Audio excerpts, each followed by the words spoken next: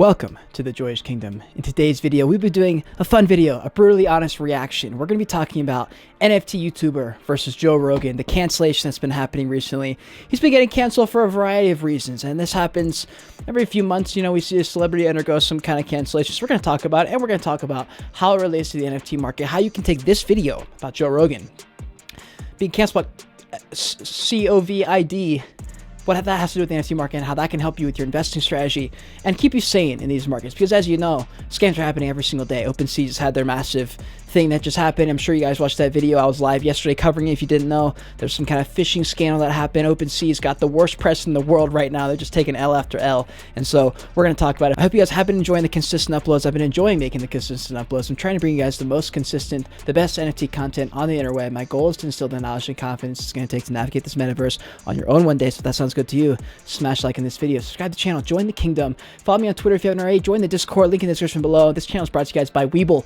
trading platform. More on that later. Let's get into the video. I'm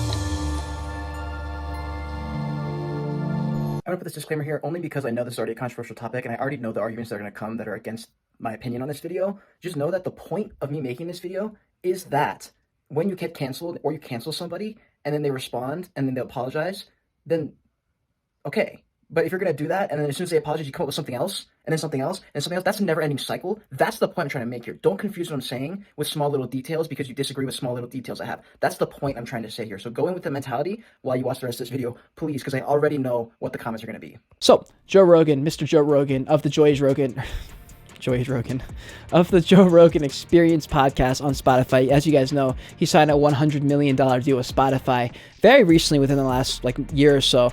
And what happened was basically Neil Young, this famous music person, basically condemned Joe Rogan and said, if it's me or Joe Rogan. And Spotify was like, all right, well, we're not going to cut Joe Rogan. So Neil left. Apparently they lost a bunch of money. Look, anytime there's anything, any kind of cancellation, any kind of anything to do in the space, if you've been in the space for a long time, you've seen everyone gets canceled at some point. I'm going to have to make a video soon, probably in the next couple months, called I'm Sorry. I'm probably going to make it before I get canceled. So that way I can just refer back and say, here, you can go to this video if you want an apology. If not, let's move on. What happens is you say something dumb and then people go and try and find every single clip that you've ever said that could ever be taken wrong and pull it out of context and post it with your name and make it a title because that's going to get clicks. That is the definition of cancel culture. It dominoes on itself.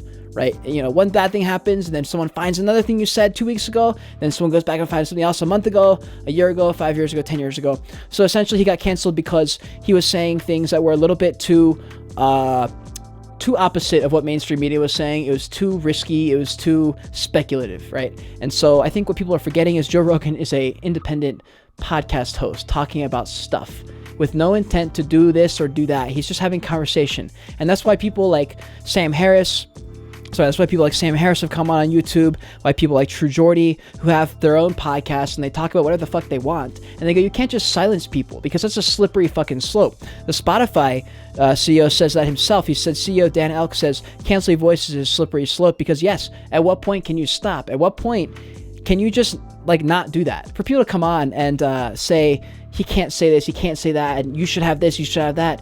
You have really no right to say that. How does this matter for NFT projects? The way it matters is that if you can accept that if there's pretty much ever a situation where there's FUD, one, you better have personal branding content because if you don't, people don't know who you are. And if something comes out about you, then they have nothing to look back on and say, no, he's a good person. I trust him. I like him. Obviously, that was not what happened. I trust them. Let's figure out what happened. Let's give them a chance. If you don't have any of that kind of content, they're going to be like, oh, that's that motherfucker on Instagram or Twitter with that weird handle we don't really know anything about. I guess he scammed us. I guess he said this. I guess he said that. You know, and that's a problem. You don't want that. And the second piece of advice is if you do have FUD, you're fine. Just keep building, address the FUD, take responsibility for it if it was your fault, and fucking move on. Just relax. You're fine. It's going to be 2 or 3 days of people screaming, fuck you guys, everything's going to zero, and then nothing's going to change because you're going to realize if you're a founder or if you're an investor, it's about the narrative. It's about the narrative. If Ethereum crashes, nothing about Ethereum changed. Nothing about Ethereum changed. The sentiment around Ethereum changed. The narrative around Ethereum changed. Now it's bearish. Now it's bullish. It doesn't matter. Ethereum's just doing their shit. People are using Ethereum. It doesn't fucking matter. Just invest in the tips. That's what I'm saying, guys. It's noise. It's noise. However, Joe Rogan did come on later and apologize, saying it was the most regrettable and shameful thing he's ever said publicly, ever had to talk about publicly. And Sam Harris did also say this. He said, look, Joe Rogan did not have to say anything. You guys have seen it. David Dobrik, Logan Paul, everyone has been canceled.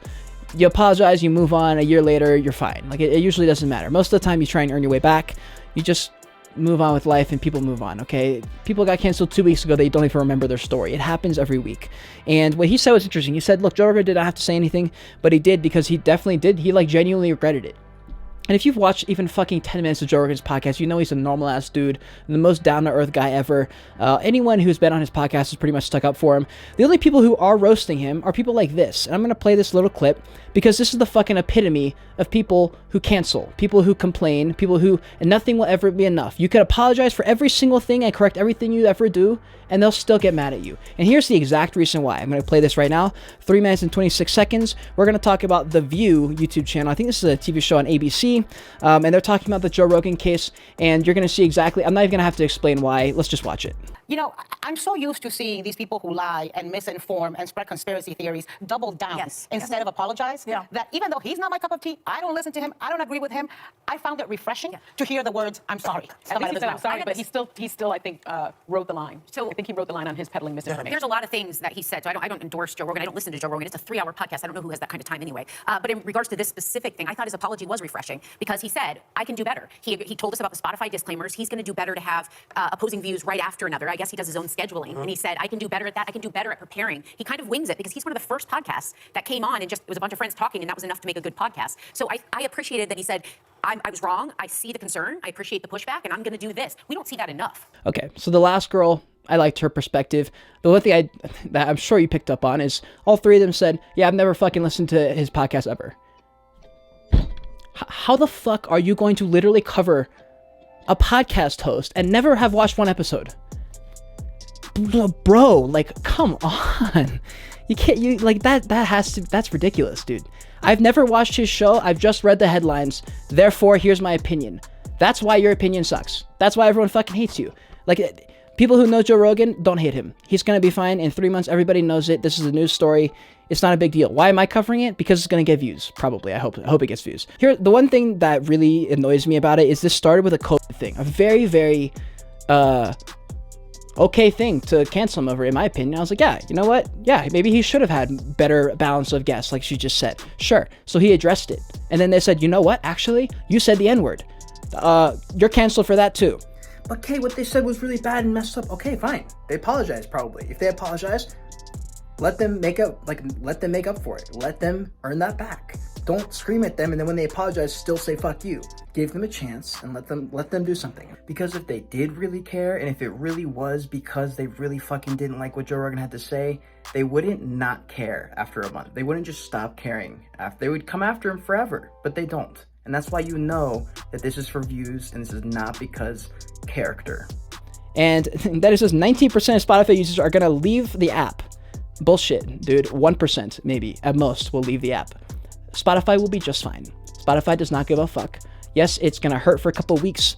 The CEO is going to feel a lot of pressure in his chest. He's going to be like, God damn it. Fuck. I thought signing Joe Rogan was going to be it for us. In 3 weeks, it'll be fine. You know, Joe Rogan could be fired by Spotify and he would not give a single fuck at all. It just doesn't matter. So for people who are mad at Joe Rogan, I mean, what do you mean to say, dude? Like, he's just a guy who fucking makes content. Like, it's not his responsibility. He has no responsibility to do that, to do anything. You know, he's just talking on camera and people like him. He is in the entertainment industry. What media stations can take from this is, if you look at Joe Rogan's podcast, he does not do clickbaity stuff. He does not do headlines, really. He just says, here's the name of the guest, conversation, boom, listen to it if you want.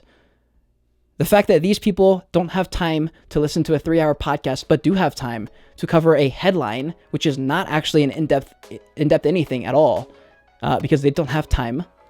Maybe you should rethink how you guys do media, because he's getting 25 times more views than you are, and 25 times more support than you are, and has an actual personal brand, and people actually care.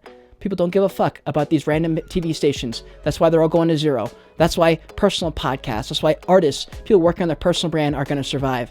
I'm going to survive. I'm going to be here even bigger in 20 years because I'm working the personal brand. These big TV stations have an agenda they need to push, and then they have their people who read the transcript off the thing right behind the camera. If you've ever worked in any kind of production, that's how it works. They have a transcript thing on a computer that reads them exactly what they're supposed to say for the most part, or they have a script that they're supposed to read. Joe Rogan's he's just freestyling, okay? You go into it knowing that, and maybe he needs to do a better disclaimer. So maybe he puts in the beginning a full little thing where he says it right to the camera. He says, listen, everything I say here, I'm just bullshitting. Treat me like a dude at a bar who's drinking whiskey. If everyone can go with that mentality and then do their own research, that I think is more than enough to let people to let him off the hook, basically. And for the people saying like maybe he needs to do more work, maybe he needs to do more education and more this and that, he literally said he would. So just accept it, accept his apology, accept that he is going to work on it, and move on. There's no reason to keep hating on him. That's my main point here. Joe Rogan's gonna be just fine. This is really gonna be a blip on the radar. Every time there's any kind of big thing, it's always gonna be blown over within 2 weeks, just because it doesn't matter, right? The Beings founder dude. Do you guys even know what happened there? He was canceled all over Twitter because he said some hateful things about women a few years ago. I'm sure he thought it was the end of the world. Everyone was barreling down on him. Let's end this guy, fuck this guy, fuck this guy, fuck this guy. 2 weeks later, people don't give a fuck, dude. They're like, oh, Bing's founder. They're like, oh, that's that B project. Yeah, that guy who said something to me. I don't fucking know. Move on. What's the next project to mint? No one cares. All right, so I just want to cover this before it becomes irrelevant. It's been a week and a half. I'm going to run out of time, so I had to cover this now. I hope you guys enjoy this reaction video. Again, this is for entertainment only. Nothing I say here is fact. Nothing I say here is fucking anything. I'm just here to react and get some views out of you guys. So I appreciate you guys being here. If you did enjoy this video, subscribe to the channel, join the kingdom. Like this video, helps the channel out more than you know. If you want to get 3 free stocks down in the description, sign up for my Weeble link. It's always a good thing to have multiple trading apps, because if one crashes, you're going to wish you had another one when the dip comes. Guys, thank you so much for watching. If you want to see more of me right now, click on one of these boxes on the side of me. Follow me on Twitter, follow me on Discord. All links are down in the description below. Until next time, continue on your Joyage. Continue to learn and be grateful you're alive watching this video.